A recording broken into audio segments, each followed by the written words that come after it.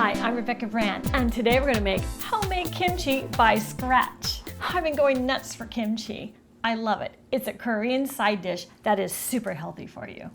The ingredients for this dish are Napa cabbage, carrots, green onions, red onion, garlic, ginger, lemon juice, red chili pepper flakes, sea salt, and you're going to need some devices to ferment your kimchi. This video is sponsored by Nourished Essentials.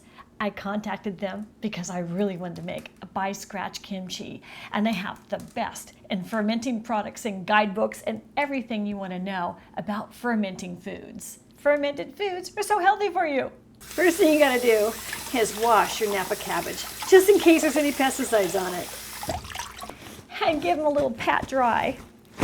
We need 4 cups of finely shredded Napa cabbage. Look at that. I like all parts of my Napa cabbage. I'm going to want some of the thick part too. So I'm going to pull it off. You got to get the ribs. There we go. Next we need 1 cup of finely grated carrots. I always start with the fat end first. So I use the part of the grater that's fine, not Mr. Chunky. Oh yeah. There's our 1 cup. And 1/2 cup minced red onion. I like to just cut it with a knife. And 1/4 cup sliced green onions. And add them to the party. I'm eyeballing it. And 2 cloves garlic. Well, that's too tiny. I want another one. There we go. This is a big one and that's a small one. Sometimes you gotta make a choice. I'm gonna call this one and this one. I like extra garlic for more spiciness. This one is reject. And then whack them good. And then a fine mince. And with your fresh ginger root, peel it and grate it. You need 1 teaspoon of this. That's about a teaspoon. So put in your Napa cabbage in a big bowl, your 1 cup of the grated carrots, your 1/2 cup of the red onion, your 1/4 cup of the green onion, your 2 cloves garlic, and your 1 teaspoon ginger. To that we're adding 1/2 teaspoon crushed red pepper flakes. And we're adding fresh lemon juice. So we're gonna need 2 tablespoons, yaman, 1, 2, and 1 tablespoon sea salt. Every salt has a little different property going on there. And mix it up. At this part of the recipe, I just want to stop with a fork and eat it. But my goal is in mind. I want to ferment it. And once it's all mixed up, it's time to mash. This is the fun part of the recipe. I get to go back to my Czechoslovakian sauerkraut roots. And in this case, I'm going Korean. A lot more flavor. Sorry, my Czechoslovakian relatives. And after only 30 seconds, this is what it looks like. So push down the sides and do a little more of the monster mash. Let it rest while you get ready to transfer it into your jar. I went and got some large mason jars. The lids fit any mason jar you have, large or medium. And check out these easy weights. They go right inside the jar, so if you had veggies that need to be in the brine, but some parts of it were sticking out, you put the weight on top and it'll weight it down. Then when you want to eat your ferment, you just pull it out. And I love this oxygen extractor. It pulls out the oxygen for a guaranteed mold-free ferment.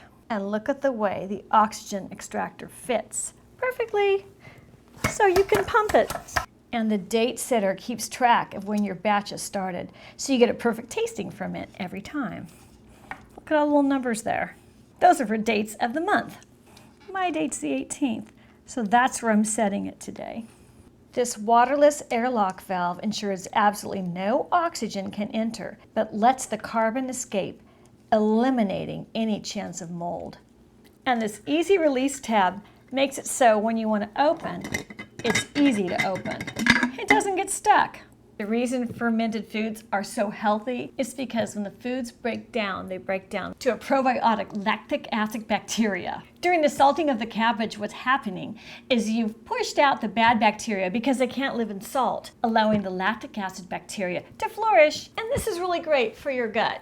It's a great probiotic that you're making yourself in your own kitchen. Kimchi is loaded with vitamins A, B, and C, and it's super low in calories. It's great for my new fitness journey I've been on. and it tastes delicious. You can do a billion things with kimchi once you've made it. And to make it homemade and put it in your recipes, oh, how exciting to show your friends. Kimchi is so big in our food culture right now. Time for the transfer. And in goes the kimchi. Look at that liquid. That's the brine. That's what the salt made. The kraut crusher fits perfectly inside the mouth of a mason jar. That's amazing. That masher is made to go inside the top of a wide-mouthed mason jar. That kraut crusher has crushed cups of Napa cabbage and those carrots down to that quantity. That's amazing. That was quick. So put the lid on it and into the refrigerator it goes. 10 days up to 30. And after it's tight, place a vacuum sealer on top of the lid and vacuum seal it. It just takes a couple pumps and then you can't pump it anymore and you know that's sealed. It's now going to ferment. The flavor is great after 10 days, but I want to taste them right now. So break the seal and in I go. You just have to sample the recipe, even if it isn't just quite baked yet. Wow. Click the link below and start fermenting with Nourished Essentials. I love all their fermenting products, and they also have a ton of recipe books and a lot of information so you can get educated. I'm Rebecca Bren. Just go to my channel and let's keep making great recipes in life. Like a homemade kimchi that we can do a ton of stuff with, and that's also good and healthy for you. Yay, I did it.